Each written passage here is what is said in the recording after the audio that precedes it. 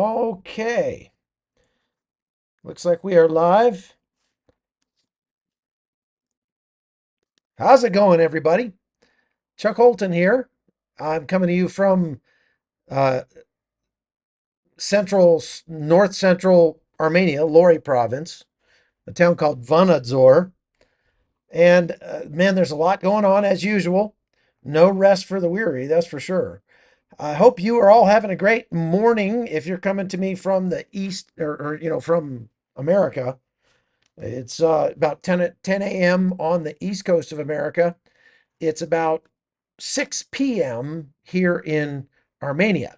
So do me a favor and let me know in the chat where you're watching from, and we will get started on an update of what's going on in the war between Israel and Iran. Plenty of stuff happening, that's for sure. Now, I mean, what if I told you that Iran's nuclear material is missing right now and nobody knows where it is? The IAEA can't find it. Inspectors are not able to find it. The facility where it was stored may have been bombed. Meanwhile, Israel just assassinated a top general in a secret mountain base near Tehran, and Trump has privately approved the plans that the Pentagon gave him to strike Iran. Britain might join us, so the war is escalating fast. Right now, I'm going to show you exactly how close we are to a much bigger conflict. Okay. But before I do that, we got to give a shout out to our sponsor today, which is the Wellness Company. The the Wellness Company has all sorts of products that you really ought to look into. And my viewers have been very interested, let's say, in getting these products. And so TWC is happy with the ads that we've been running. And that's because they're giving you stuff that you actually want, that you actually care about. That's why I keep doing it. Now, this product we're talking about today just is called a Spike Detox. Now, have you ever been feeling kind of off since that that thing that everybody was pressured into getting a couple years ago that you can't mention on YouTube or you'll get demonetized? Well, you're not imagining it if you're feeling that way, and there's research to back it up in a recent study that's called Risk Stratification for Future Cardiac Arrest After the Jab. Matter of fact, I've got a look at it. I can give you a look at it here if I can find it, what I did with it. Did I go here? No. I went here. There it is. Risk stratification for future cardiac arrest after the jab. Um, it talks about tiny hidden patches of heart inflammation that are hard to detect even if you have advanced tools. And that might quietly build up over time. The scary part is it could lead to sudden heart events during workouts or even while you're sleeping. That's why the Wellness Company developed this 3-in-1 Ultimate Spike Detox made from 100% natural ingredients and formulated to help your body flush out all the harmful leftovers, lower inflammation, and support a strong, healthy heart. So if you want to do all that stuff, whether or not you were pressured into this, it's worth looking into. So just head over to twc.health/hotzone. Use my code HOTZONE and you'll get 10% off plus free shipping. So if you're ready to get back to feeling like your old self again, this is a great place to start. Okay, so today we're going to talk about diplomatic flashpoints. We got to go back to the regular camera first. Okay, diplomatic flashpoints happening and what could lead to the United States getting into this conflict. All right, this is getting pretty serious. President Trump has reportedly signed off on an Iran strike plan pending a final order. So the Pentagon brings President Trump, okay, if we are given the order to go in and, strike Iran, here's how we plan to do it. President Trump looks it over and says, okay, that looks great. And so he gives them the okay to execute that plan once he pushes the button. Okay. So now the Pentagon is rushing around trying to get ready and get all the pieces in place to perform an attack. And we are moving that direction. There's no question about it. And to kind of put an exclamation point on that, the United States sent a dozen F 22 Raptors over to the region yesterday. F 22 Raptors are the most advanced uh, electronic platform on the planet, and they're they will really help the United States do the job well without taking an inordinate amount of risk. Now, this definitely raises the stakes for U.S. involvement. Obviously, we've been seeing them send aerial refueling tankers over there. We've been seeing them send military aircraft, cargo aircraft to Israel, likely with additional rockets for their defensive capabilities. We've got B 2 bombers flying back and forth. We've got plenty of assets already in the region. And uh, there's plenty of reason for the United States let's call it political cover for the U.S. to get involved. What I mean by that is, uh, the president has said that if there was a strike against U.S. forces, then it's on. Well, there have been several attempted strikes on U.S. forces already. As a matter of fact, I have a uh, sort of exclusive, let me see if I can find it. I have an exclusive photograph here that was sent to me by one of our Free Burma Rangers guys in Erbil. We have a safe house there, not far from the U.S. Base at the airfield in Erbil. And this is an Iranian suicide drone that came down in a field just near Erbil. Now, it didn't go off for whatever reason. And I mean, these things are cheap. Iran has been mass producing them like crazy. They can cost as little as $20,000 a piece, which is for anything military is incredibly cheap, right? And so this drone coming down is another indication that Iran has actually tried to strike at the United States uh, military base there in Erbil.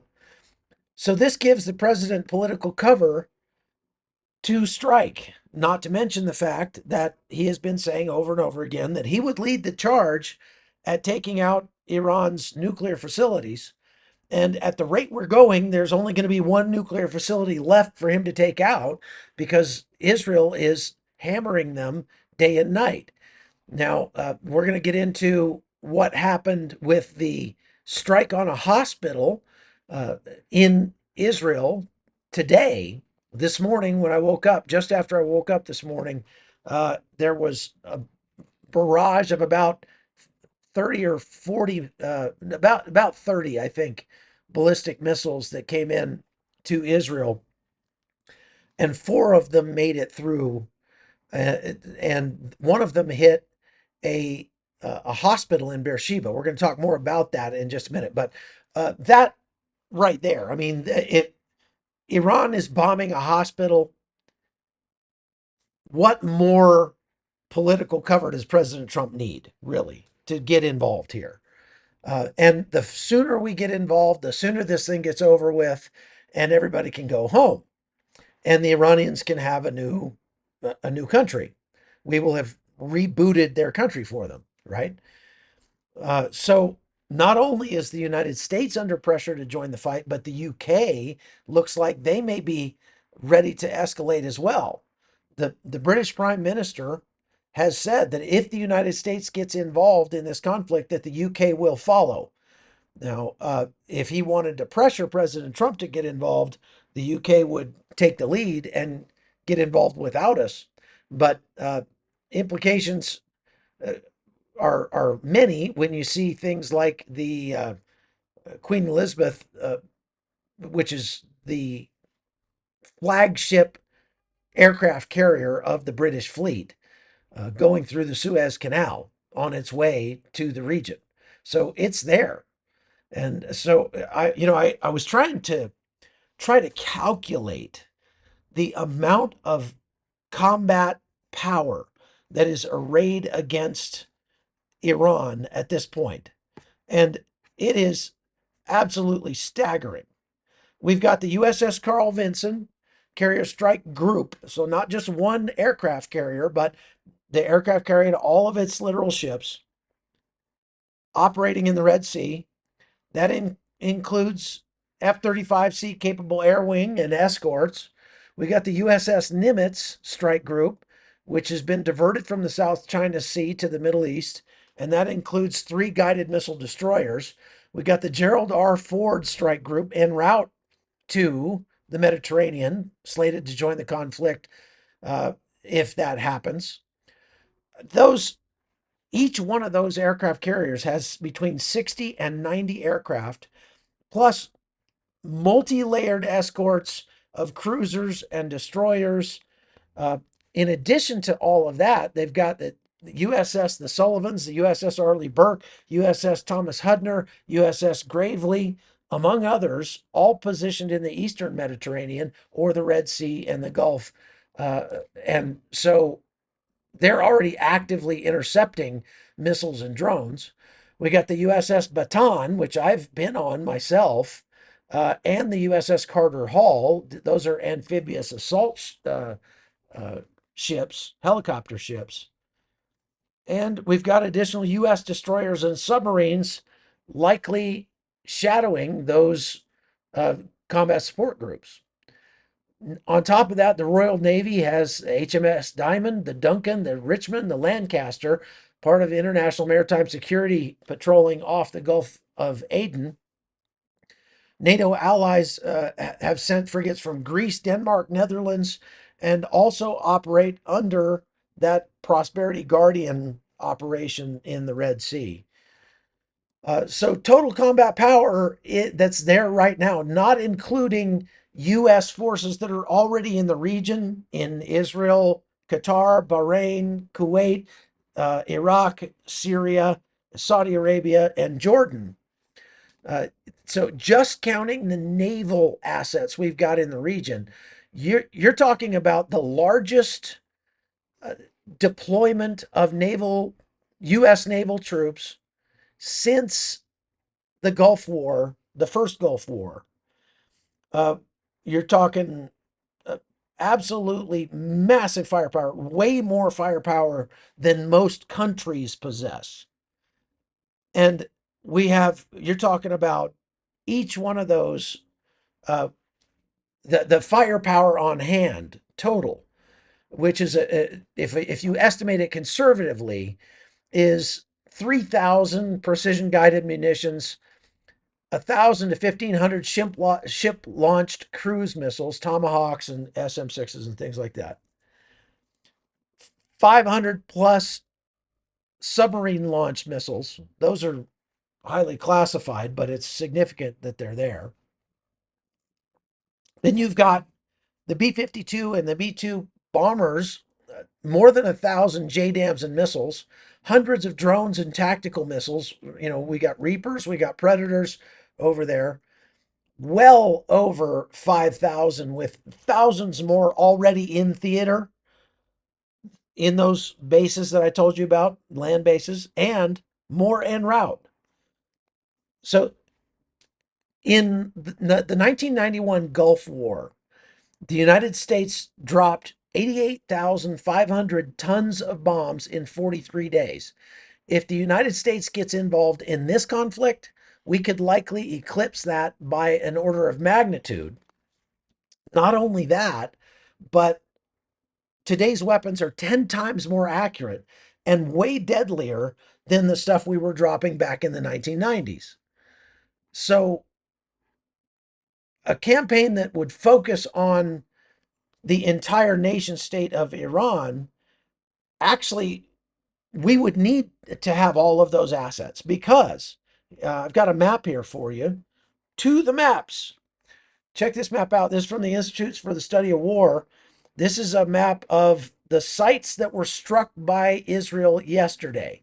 Now, Israel was hammering areas around Tehran, as you can see, and they were, let's see, they also struck Kersham and some sites closer to the western border of Iran.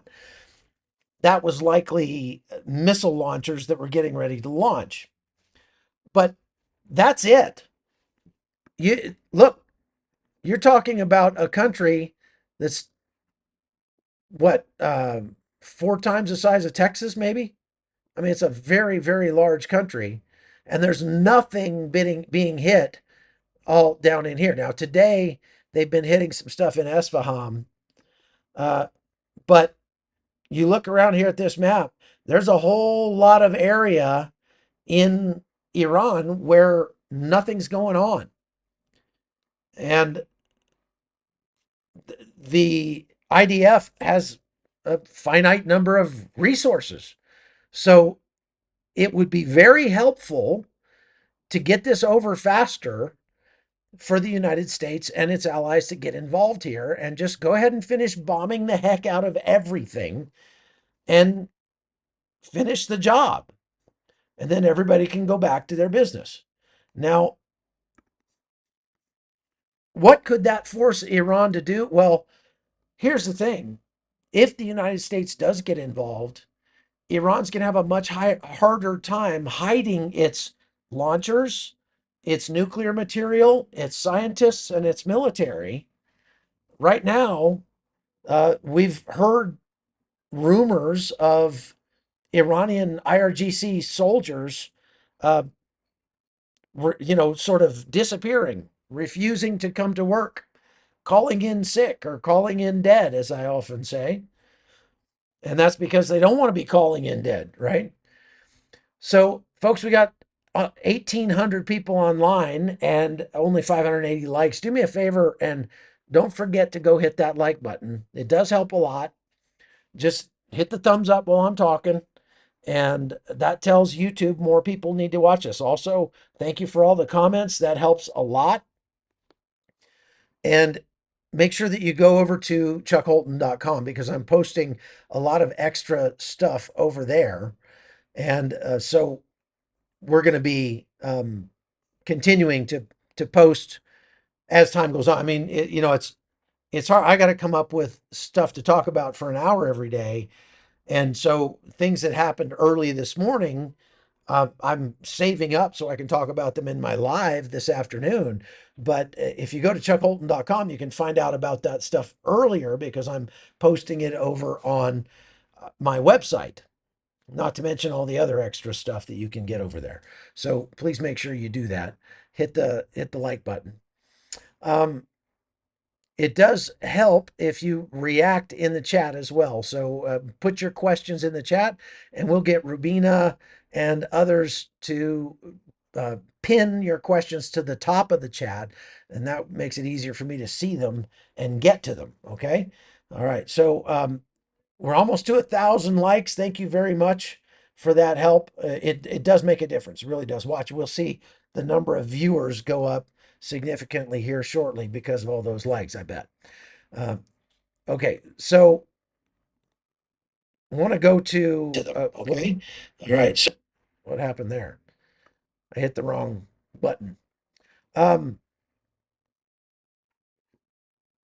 Iran's missing uranium. This is concerning.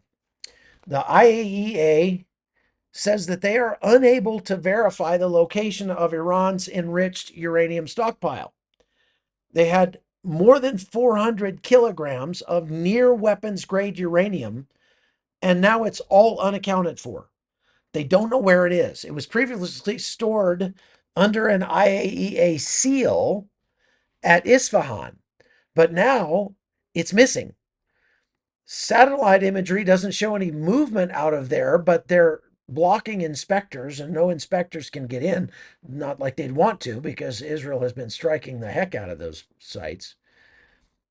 Israelis have been striking Isfahan, but they also struck the Iraq nuclear facility targeting that's an inactive nuclear reactor. They targeted its core seal, which is used in the production of plutonium. It's they're trying to do everything they can to cripple Iran's ability to revive nuclear weapons capabilities, but having 400 kilograms of weapons grade uranium, near weapons grade uranium, go missing is extremely concerning. Extremely concerning. I mean, to say the least. Now, we were speculating the other day on what China might be doing, flying cargo aircraft into Iran, turning off their transponders so they can't be tracked, and landing someplace in Iran, maybe dropping something off, maybe picking something up. And I had said in that live, there's some likelihood, there's non-zero chance, as they say, that this is China spiriting away the weapons grade uranium that Iran had already uh, enriched. What does that mean? Well, honestly, I mean, bottom line, that means that the regime must fall. Because if this war ends with anything short of regime change, and again, speculating that China assisted Iran in removing that weapons grade uranium, near weapons grade, then how easy would it be once the war is over for China to just bring that stuff back to Iran, and Iran goes from 85% uh, to 90% in a very short period of time? This is just one more reason why Israel has got to not just bury the centrifuges and all that stuff that's under Fordo, they've got to destroy it. And we talked yesterday about how they could destroy it. Mentioned that these things are very sensitive. These centrifuges very, very sensitive, and if they're going to be shut down, they have to be shut down in a sequence, in an order. It's difficult to do. If you just cut the power to those centrifuges, they operate on magnetic bearings. And so as they spin down, they're going to get wobbly, and then they're going to explode.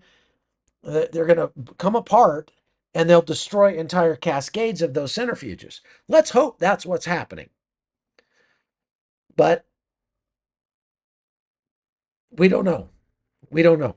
And this is another reason why the United States ought to get involved and help them finish the job sooner rather than later. The longer this takes, the more likely it is that Iran will be able to hide or something very sensitive equipment and material that could allow it to restart its nuclear program much faster if once the war is over. So that this is like do or die time, folks.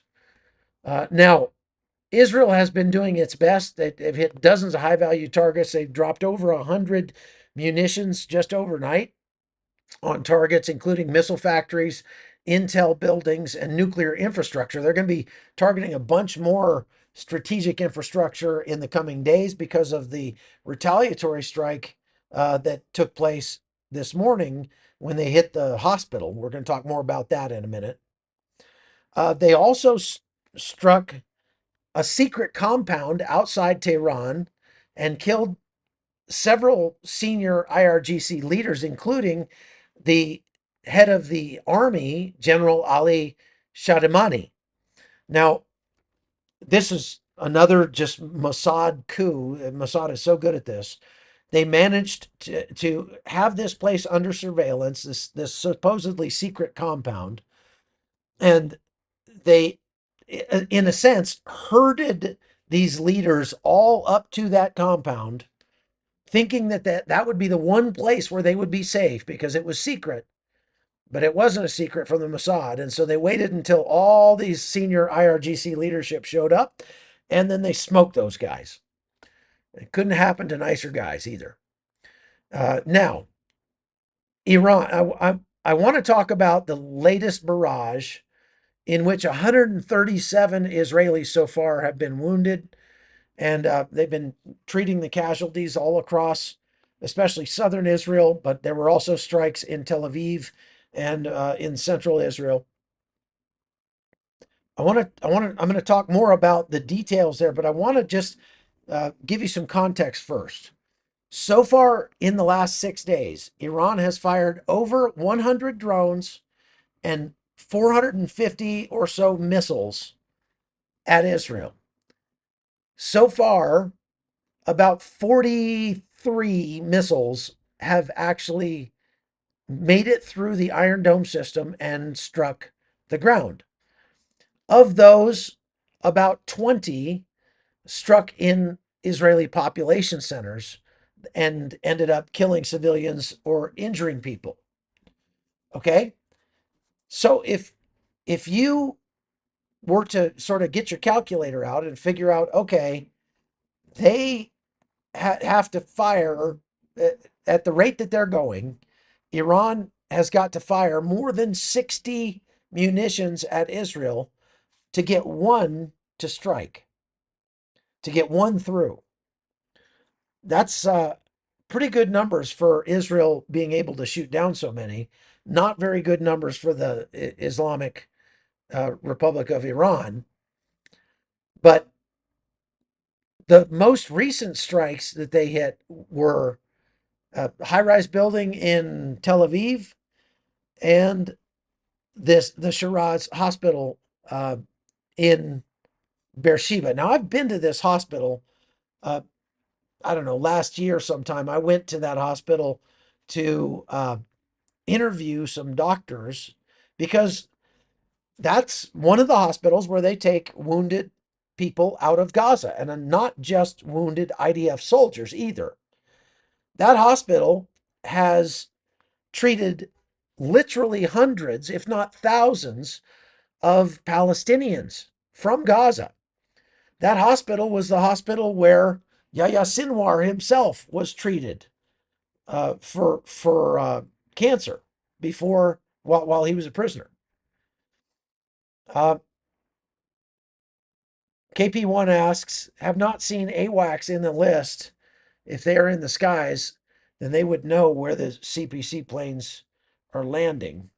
Yeah, I haven't seen any of those over there either. I know we have some in the theater already, but I have not seen any. Of course, they don't have to turn on their transponder and show everybody where they are if they don't want to. In as you've seen those AWACS and more advanced planes flying over Eastern Europe as they're covering the war in Ukraine, they are visible. So I would imagine that they would be visible if they were flying missions over this region, but I can't hardly believe that they wouldn't be at this point. If not, it's sort of a fail on the part of the U.S. military. Of course, we should definitely have those guys up there. Uh, if you don't know what that is, AWACS is a aircraft that has downward looking radar that can look out, and it has just a whole suite of surveillance and signals intelligence intercepts and stuff like that on board. So it flies around in the war zone and it can pick up everything from cell phone calls to radio chatter to uh, visual signals to all sorts of stuff. And we definitely should have those in theater. Chris asks, who's supplying Iran? I can't believe Russia would be considering they need all their own rockets for their war with Ukraine. Nobody's supplying Iran. Iran is supplying itself. Iran has been a net exporter of missiles, not importer of missiles. At this point, Iran is not importing missiles from anywhere or drones. They're making them all themselves. And they are likely running out. As I mentioned in yesterday's live, they probably have fewer than 10 hypersonic Fatah 1 missiles at their disposal. And they've already used at least 4 that I know of. So at the rate they're going, inside of a week or two, they're going to be completely out of those missiles. Also, the Israeli Air Force has been focusing on Western Iran. Okay, we'll go back to the map here and look at Western Iran. They've been focusing on this area over here, where you see this blue dot on the western part, and that's because that's the closest part of Iran to Israel. So that's where they've been firing a lot of their missiles from. And by heavily saturating that area from Kermanshah, north, south, and west, they have forced the Iranians to move a lot of their missile capabilities, a lot of their launchers over to Esfahan. What that does is it removes about four types of missiles from being able to hit Israel. They're too far away now. Their missiles can't make it that far. There are still at least six different types of Iranian missiles that can make it that far, but by by pushing them further and further east, it makes it more and more difficult for Iran to be able to do that. And so obviously that's helpful. And again, the United States, the UK, others could be very helpful in patrolling those western reaches to make sure that it functions as a deterrent to keep the Iranians from being able to fire missiles from there.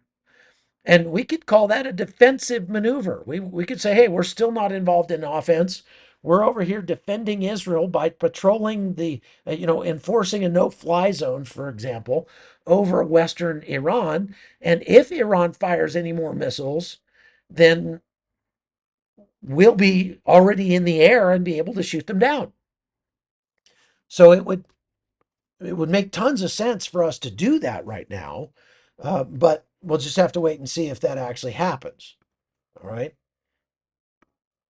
Now, in the latest barrage that happened this morning, there were, we've seen the number of missiles declining with every barrage up until this morning. The barrage before the one this morning was, I think, only one missile. They were down to they fired one missile and it was intercepted. They've been able to intercept, I think, 100% of all of the missiles that were fired for the last three barrages, except for this most recent one, but before this most recent barrage. And the most recent salvo from Iran had between 30 and 40 missiles in it. And so the Iranians managed to get their act together and fire a whole bunch of missiles at once. Uh, their firepower is still diminishing, though. But let's talk about the casualties. As I said, this hospital, I have footage of the hospital being struck, and I'm going to show it to you, even though it's probably going to get the channel, or not the channel, but this video demonetized. I'm going to show you what it looked like, or what it sounded like. Okay, so listen closely while we hear what you can hear the strike in this video. Oh no, that's not it. Sorry, there it is. No, there we go.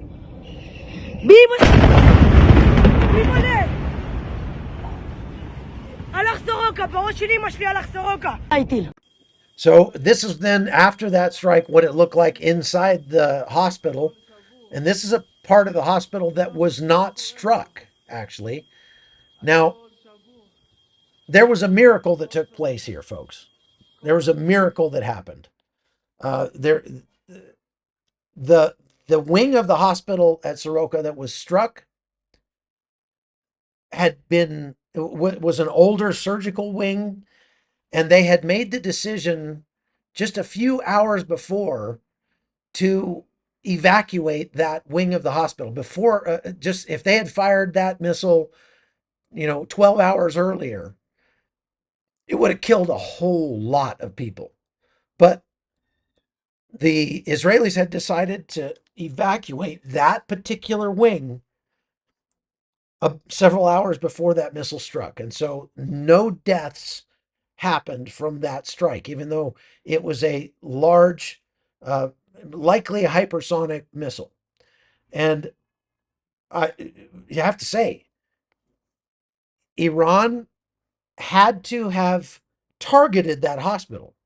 I mean, unless I mean, the likelihood that they just randomly fired a missile at Israel and it happened to hit one of the largest, most important hospitals in the country is slim and none. And I mean, there's no way. It's just that didn't happen. So Iran meant to strike that hospital.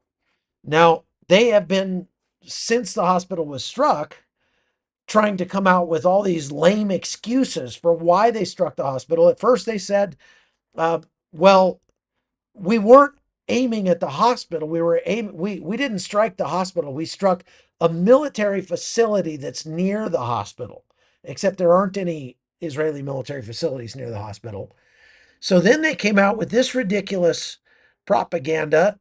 It's a video that they made that shows the hospital here. There's the Soroka Hospital with tanks underground being stored under the hospital. Now that's just ridiculous, everybody. That's just crazy. But this is so Iran is saying, yeah, okay, well, actually we did strike the hospital, but it's only because Israel is hiding tanks in the basement.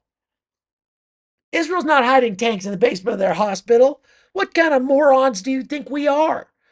Iran, I mean, is Iran really stupid enough to think anybody's going to believe that? That's just crazy. So I mean, like I say, 137 people were wounded in that barrage. Uh, some of them, about I think 40 or so of them, were at Soroka, and then the others were up in was it Bet Gan or someplace that was struck. However, Iran's arsenal of missiles is really under pressure because their firepower. Israel now claims that they have destroyed 2/3 of Iran's missile launchers and storage facilities. So the that's one of the reasons why the barrage sizes are dropping to just a handful each time, with this last one notwithstanding. Uh, the IDF says that that Iran likely isn't trying to conserve its missiles; it's just losing the ability to coordinate those attacks. And these launch patterns reflect desperation by Iran, uh, launching from deeper inland in Esfahan, reducing which reduces their options, using longer range missiles and using up their supply of long range missiles that can strike Israel. Pretty soon they're going to be down to short range missiles, and the only thing they'll be able to strike is the United States bases that are closer than Israel. So a lot of those missiles will, again, it's not so much about how many missiles they have, it's about how many launchers they have. Israel estimates that they still have around 100 launchers. But each one of those, when they launch a missile, it takes them about, I mean, a matter of hours, sometimes as much as 8 hours to reload a new missile on that launcher. So in the meantime, Israel is actively hunting those launchers, and every time they fire, Israel takes out a few more. And then they show the videos of them taking those out. So we know that Israel is continuing to whittle down the number of launchers that Iran has. And once they're gone, they're gone. That's it. Now, after the Iranians struck the hospital at Soroka, Israel's defense minister, Israel Katz, came out and said the Ayatollah cannot continue to exist. He basically said Israel is going to hunt Hamid, the Ayatollah now. Um, that's a pretty big escalation just in the rhetoric, uh, pushing specifically for regime change But as I said, if you did all of this and you did not change the regime, you're just kicking the can down the road. Iran needs a new government. And if they get a new government, they might likely get one that is actually going to, just imagine, just imagine a couple of years from now, a new democratically elected government in Iran decides to join the Abraham Accords. What kind of era of peace could you see in the Middle East without Iran fomenting shenanigans all across the region? This could be amazing.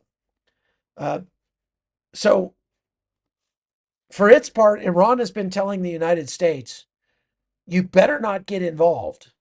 And very threatening language, very strong language against the U.S. and saying, things like there will be unprecedented destruction. Uh, there will be so much the destruction that will be remembered for 100 years, things like that. Uh, Most recently, the Iranian government put out a statement that threatened retaliation on the United States again if it joins the war officially, and said, look, if you're going to support the Zionists, then you better just stand by and watch while we defeat the Zionists. Yeah, good luck with that.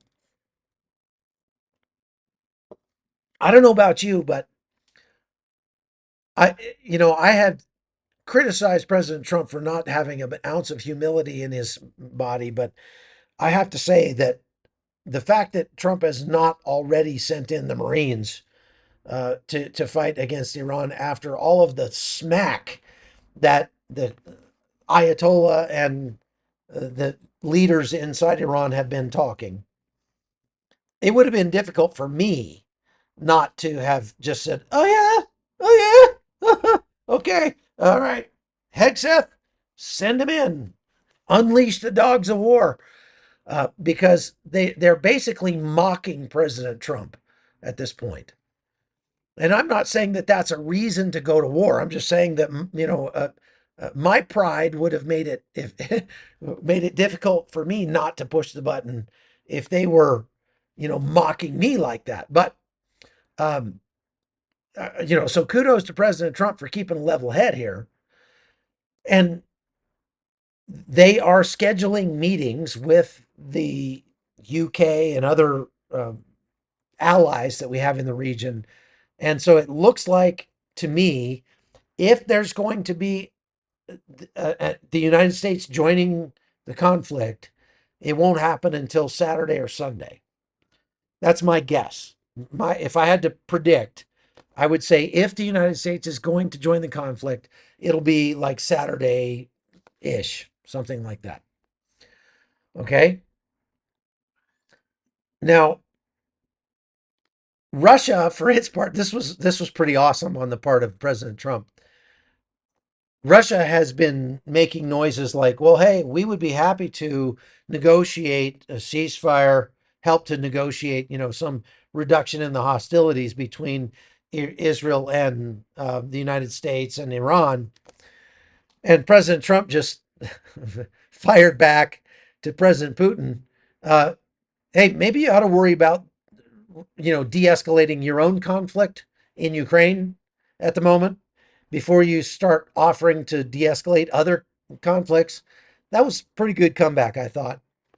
Uh, Now, everybody around the world, there are countries all over the planet that are uh, evacuating their citizens from Iran in expectation of the United States, uh, you know, getting involved.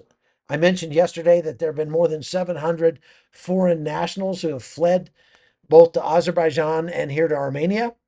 I talked to Jacob Persley today, and he's saying that so the reporting coming out of Megri and Agarak down there on the Iranian border is that they've had several hundred Iranians cross the border into Armenia with a bunch of suitcases and everything, fleeing the conflict, and they're telling reporters down there that every big city in Iran has become just a ghost town because nobody wants to be anywhere near anything that might suddenly experience a rapid, spontaneous disassembly. So there have been some reports out of that southern part of Armenia that Iranians are paying up to $300 for a taxi ride to Yerevan, which is the only real big city in Armenia where they would likely go.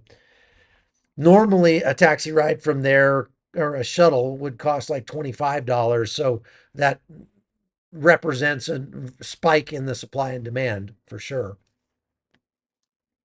So let's go back and look at some of our. Oh, I'm still on. Okay. Questions. Will Iran get help from other Muslim countries if they make their religious leader a martyr? It's a good question, Cynthia. Iraq has strongly warned the United States and Israel against targeting the religious leaders in Iran. Uh, and so have other Muslim countries. But the likelihood of them actually saying, "Oh, we're going to jump in and get some of that," if you do, is pretty low.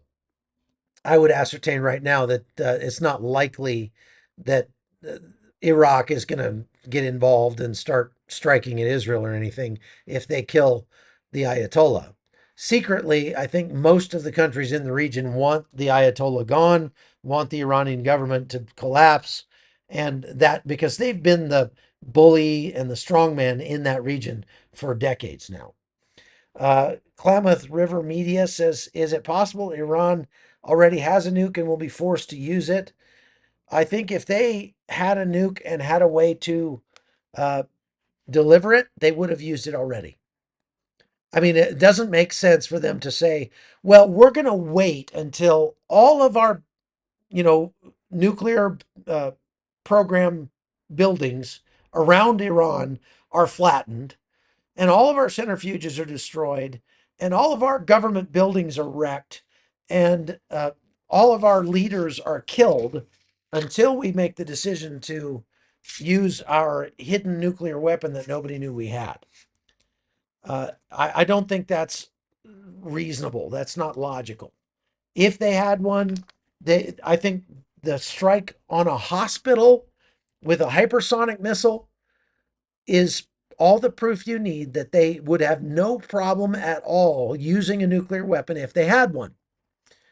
So I don't. And now, did China smuggle one in? If that's the case, it would be. Um, well, okay. So let's just say that's highly unlikely for many reasons. If a nuclear bomb did go off in Israel, there would be a lot of investigation done in the aftermath of that. And China wouldn't be able to hide the fact that it was one of theirs. They would figure that out. And if they did figure out that China had given Iran a nuclear weapon, that would be a huge act of war. And China itself would likely, I mean, you're talking about open up a heck of a can of worms right there. Remember, I keep talking about this, what they call the nuclear taboo. It's that, no nuclear weapon has been used since World War II, and now a lot more people have them, but nobody wants to use them because they're really only meant as deterrent weapons, not as, uh, you know, offensive weapons. If one of them gets used in an offensive capacity, then all of them can be used in an offensive capacity, and that means that it's likely uh, the end of the world. And everybody knows that. So I don't think it's likely. If anybody was going to give a nuke to Iran, it wouldn't be China, it'd be Pakistan or somebody like that. Thomas asks, do you think the people all are already here that would do you think there are people already here that would attack the United States? Yes, I do. I think the likelihood of a terror attack fomented by Iran, or at least done in the name of Iran in the United States, is a matter of when and not if. We know that there are Iranian sleeper agents in the United States, and we know that there are lots of crazy, useful idiots out there who are just beside themselves that Israel is actually continuing to win and win big. I mean, I just keep thinking, guys like Scott Ritter have got to be getting tired of predicting Israel's demise only to have Israel win even bigger next time. Israel just keeps winning and keeps winning and keeps winning against its enemies. And guys like Scott Ritter, as even today, were on YouTube saying, "Well, yeah, but Israel is really crumbling and they're going to fall and they're going the way of the dodo. Israel is done. They're cooked. Really, their cities are in shambles. No, their cities are not in shambles. They've had 20 missiles strike uh, a country of 10 million people. They are spending the Iranians, I figure, are spending something like several $100 million for each Israeli they kill. That's what it's costing them because, again, they're having to fire 60, I think is 63 munitions on average to get one through. And that's just to get one through, not to actually kill anybody. But based on the number of people that have died, if you count up 1,450 munitions that have been fired at Israel so far in the last 6 days, and figure only 24 people have died so far, the amount of money and materiel that Iran is expending is just absolutely profane. There's just no possible way Iran can win at that rate. It's just not going to happen. And even if all 1,450 munitions had hit Israel, there would be a lot more people dead. There would be, a lot more things destroyed, but it it probably would only steal their resolve. It's likely that Israel would just continue to pound. And after this strike on uh, this hospital down in Soroka in Beer Sheva, Israel has said we're going to ramp up our strikes on Iran even more. But really, to do it right, they need the help of the United States.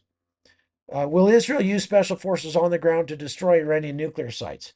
Rondi, that is a good question, and it is highly likely that if the United States does not get into the war to destroy the Fordo base, Israel will conduct some sort of on-the-ground operation to do so. Israel has been saying, we have a plan for destroying Fordo that does not include the United States being involved. And we would much rather that the U.S. just makes it easy and brings some of their massive ordnance penetrators over here. Just the fact that they're called massive ordnance penetrators would make you think that Trump would want to use it because it's never been used before in combat. I mean, that would be the first time in history that the massive ordnance penetrator had been dropped. But, President Trump likes things big. He just put up a couple of 100-foot flagpoles at the White House, and he was talking about how big the flagpoles are. And they're the biggest. I think they're the biggest in the world. They're the biggest. No, well, not exactly, but still. You'd think that, hey, President Trump, we've got a bomb that's bigger than anybody else's bomb, and it's called the Massive Ordnance Penetrator, and you could be the first guy ever to use one. And Trump would be like, that'd be great. I don't know why he hasn't done it yet, but like I say, I will keep saying this over and over and over again. We want a leader like President Trump who will really truly believe that using the military force is the last resort. We don't want somebody like me who would be like, smite, smite, just hit the smite button. I just have a big button on my desk that said smite. And anytime somebody came to me, President Trump, these terrorists are creating shenanigans and okay, smite, Just smite those guys. Just done. I wouldn't have the patience that President Trump has. So kudos to him, and for having that kind of patience. But let's hope that he doesn't uh, just prolong the war by being, you know, I really hope the reason he's not getting involved has more to do with strategic patience than it has to do with a desire to please President Putin, okay, or just not offend him. Question: do you still want to go to Israel? Yeah, I still have my tickets. I'm headed to Israel in about a week. I'll be there as soon as I can get there. I just have to finish up some things here first. Question: massive ordnance penetrator, is that the MOAB? No, it's not. The MOAB is the um, it's massive ordnance air burst, and or they euphemistically call it the mother of all bombs. That's a fuel air explosive, and that one has been used before in the mountains of Afghanistan. And what that does is it basically spreads a fine explosive mist over a large area and then detonates it all at once. And so it's used more for flattening things on the surface, and it doesn't penetrate the ground like the massive ordnance penetrator. The MOP is 30,000 pounds, 20 feet long, 2 feet in diameter, and is dropped out of a B 2 bomber at very high rates of speed. Most of the weight of that bomb is the case itself because it's ultra hardened, like, I don't know, carbonite or something case that penetrates up to 200 feet of rock and earth or 65 feet of reinforced concrete. And it is the most powerful bunker buster bomb in the world. Now, it is possible that Israel has bombs that nobody knows about, that they've developed something on their own because those guys are pretty sneaky, and the Israelis have been known to do things like that. But uh, we don't know. Obviously, if they have something like that, it's a secret. Now, on that note, Israel put out right before I went live uh, a report that said they believe that the missile that struck Soroka Hospital in Beer Sheva may have had multiple warheads. And I was like, wait a minute. The only multiple warhead missiles that I know of are, the MIRV, the multiple independent reentry vehicles that are used by Russia and China. Russia and China, as far as I know, are the only countries that have the MIRV technology. Even the United States doesn't have that. And they're meant to deliver nuclear warheads with one ballistic missile, carrying them to their terminal stage, and then they shoot out multiple reentry vehicles and strike multiple places at once. um, as far as everybody knows, Iran doesn't have one of those, but they do. They have claimed to have uh, a type of warhead or a type of missile that has multiple warheads, some of which might be decoys. And these are more designed to get around the Iron Dome system by saturating it. So as the missile is coming in range of the Iron Dome, it the warhead breaks up into multiple pieces, and so that confuses the Iron Dome system, and they go after other warheads. They could have multiple warheads, but that are actually explosive. But so they don't know. They've never seen one of those used, except they're thinking that Iran might have just used one. And that could be the first combat use of one of those multiple warhead things, but they're not nuclear. They showed some uh, like a looks like the tip of a warhead that had landed somewhere, and it's not that large.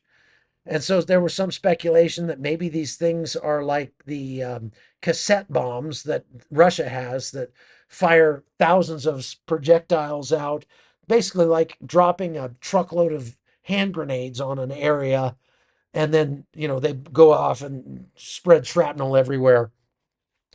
Those kinds of bombs we have not seen used in this war so far.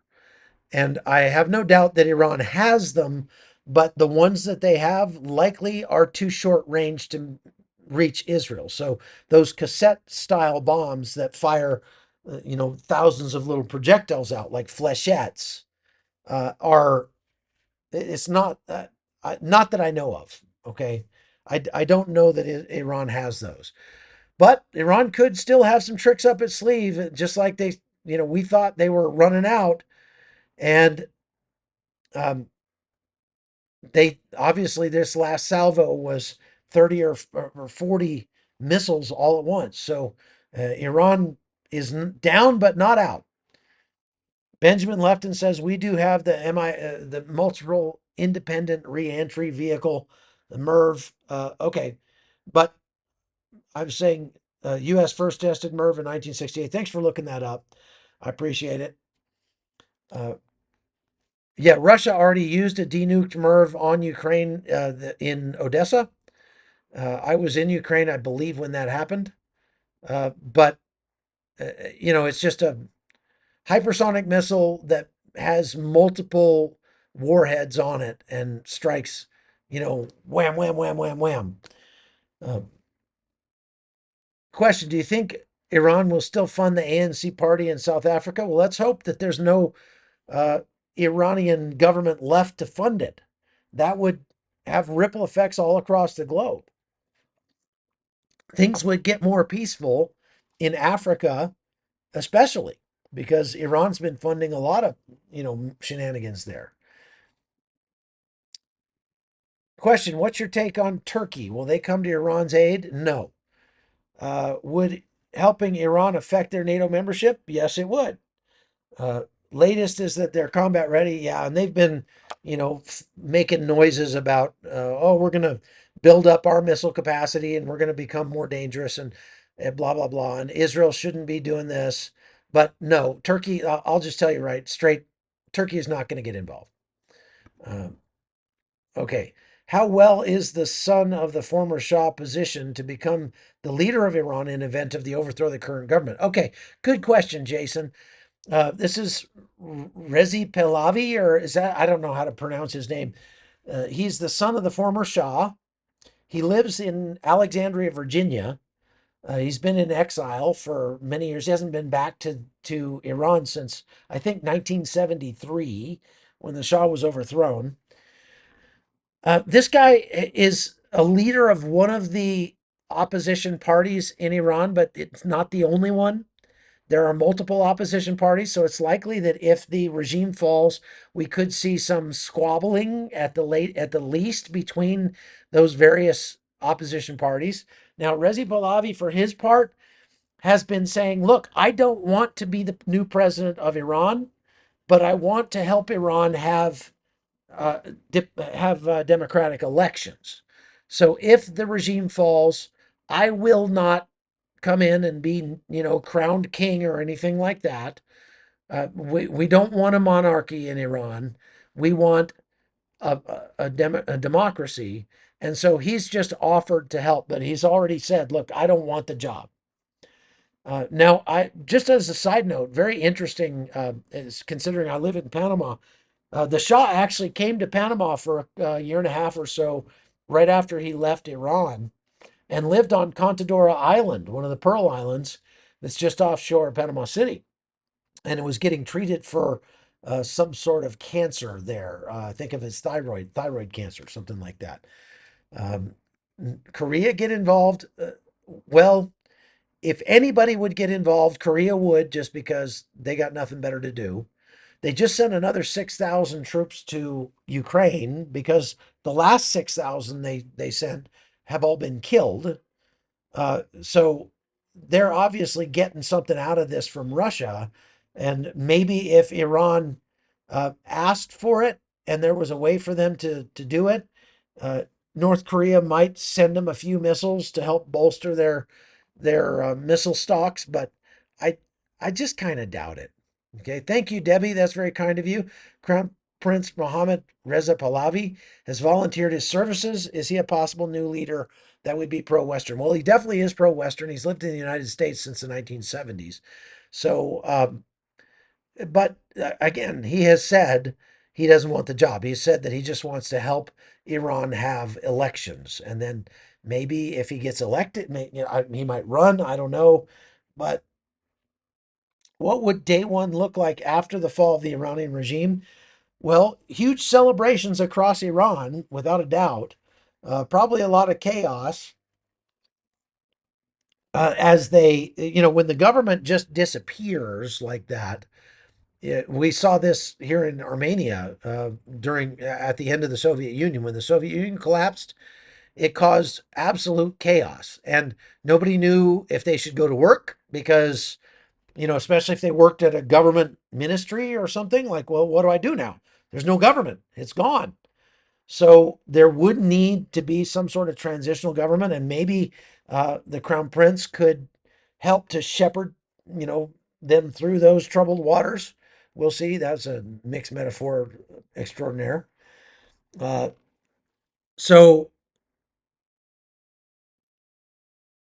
Southern Bell, you don't understand world news at all. Sorry, you should read more, not just YouTube. Okay, Joanne, tell me where I'm wrong here. Tell me where I'm wrong. So if you have any, put your questions in all caps. That does definitely help.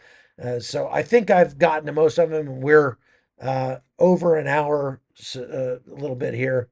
So I would suggest that we end it. And thank you very much for watching. Who are firing these missiles from Iran, and where are they getting their orders and coordinates? The upper level leaders are killed. Yes, that's right. But they probably anticipated that. And so the mid level leaders are the ones that are calling the shots now. And, they've got instructions just to keep on firing at Israel until there's no more missiles left or until you die, whichever comes first. Do you think the IDF can destroy Fordo post guards and send airborne troops instead of bombing to avoid U.S. involvement and leak risk to the region? Yes. Answer is yes to that question. All right. Thank you very much. Uh, I appreciate all of you.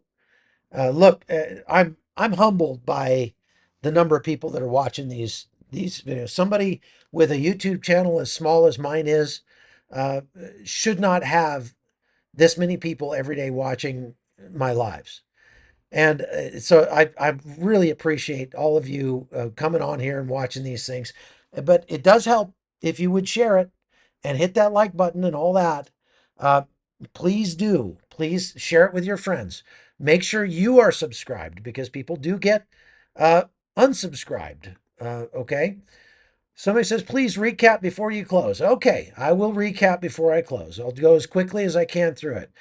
Um, we're at a diplomatic flashpoint between the United States, the UK, and Iran as Trump approved the plans for an attack on Iran, but has told the U.S. military, don't execute those plans until I give you the go ahead. So Trump is waiting to see what happens. He's having a few meetings leading up to the weekend, and it looks like possibly there will be, if the United States joins the attacks on Iran, it will happen Saturday or Sunday. With that escalation imminent, the British Prime Minister says that they would feel obligated to join as well. They've moved one of their major aircraft carriers into the region. The United States has massive numbers of ships and troops already in the region and moving more over there every day. We just moved a bunch of F 22 Phantom, F 22, yeah, F 22. Anyway, F 22 jets over there. Uh, More concerning, though, is that Iran is, the IAEA says they're unable to verify that Iran's enriched uranium stockpile is still there. They don't know where it is. More than 400 kilograms of near weapons grade uranium has gone missing. It's unaccounted for. And we don't know where it is. It was at Isfahan, but nobody can get in there to check exactly, and the satellite imagery doesn't show any movement out of there, but it could easily have been smuggled out. I don't know about easily, but it could have been smuggled out. The people that smuggled it probably wouldn't last long because that stuff's highly radioactive. But there's a non-zero chance that it's on a plane to China or something like that. I think the likelihood is low. I think it's being hidden somewhere in Iran at the moment, but finding that needs to be pretty much priority one once they get a handle on the offensive, beating back the offensive capability of the Iranians. Um, Iran struck with about 30 to 40 missiles earlier this morning. They struck the Soroka Hospital in Beer Sheva. Nobody was killed, but 137 people were wounded. There were also strikes in Tel Aviv and Bet Gam, I think is a place outside of Tel Aviv that was struck. All in all, Iran has fired over 1,000 drones at Israel, and literally zero of those drones have struck any targets, have caused any damage inside Israel. Zero. Iran at this point is just wasting money firing those drones at Israel because Israel has struck all of their drones down. Of the 450 missiles that they have fired, about 40 of them have gotten through, and about 20 of those have hit population centers. So far, the death toll still stands at 24, and let's hope it stays there. Iran's missile firepower is diminishing.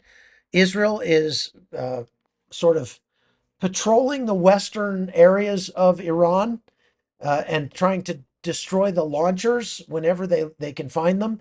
They're destroying more and more launchers every day. They think that Iran has about 100 launchers left, and so they're once those launchers are gone, then it's all over but the crying. Game's over. Uh, so that's the best update I could do in just a few minutes. Uh, that's my recap for you, Anomi. So thank you all very much for watching. I appreciate all of you, and stay tuned. If anything happens, I'll come on live again.